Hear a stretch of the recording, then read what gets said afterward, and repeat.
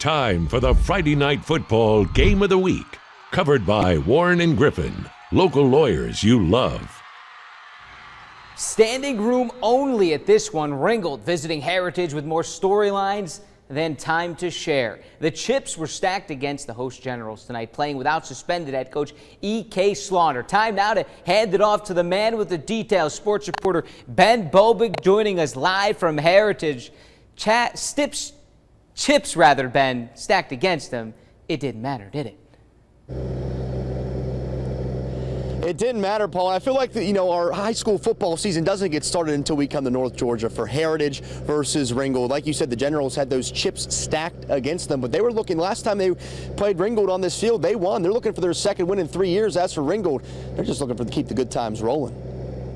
The Generals walk, followed by one more piece of trash talk. The game everyone in Ringgold, Georgia waits for every year. Heritage wins the toss, takes the ball right into pay dirt. On fourth down, Nick Hansen finds Logan Lowe, and the Generals open the scoring, and they have Ringgold shook from the jump. A fumbled pitch would lead to a Sam Randolph touchdown, and before you could even blink, it's 13-0 Heritage. Wait a minute, hold up.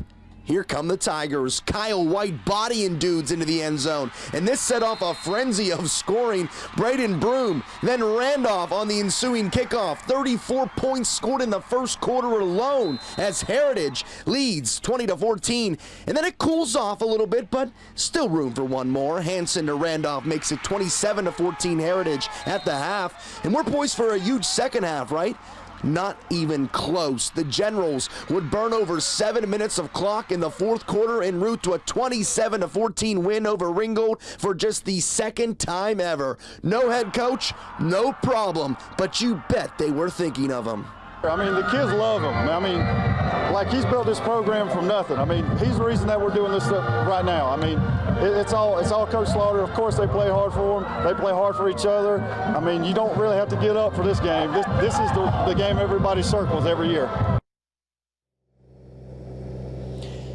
Now, sticking with our poker theme, now the chips might have been stacked against the Generals, but they just pushed them all in, and it paid off big time. Now, some notes from this game. The Tigers quarterback Kyle White did not come back out and play in the second half. He appeared to have a concussion, possibly. He was down after a personal foul penalty, so we'll have to monitor that for the Tigers. But if you're the Generals, you're feeling great. You're 2-0. You get your coach back tomorrow, and this season rolls on because it's only week 2. There's plenty of ball left to be played, and plenty of highlights left to be showed as well, Paul. Thank you, Ben. You are exactly right. Head coach E.K. Slaughter's suspension, by the way, ends in precisely 44 minutes. Hurricane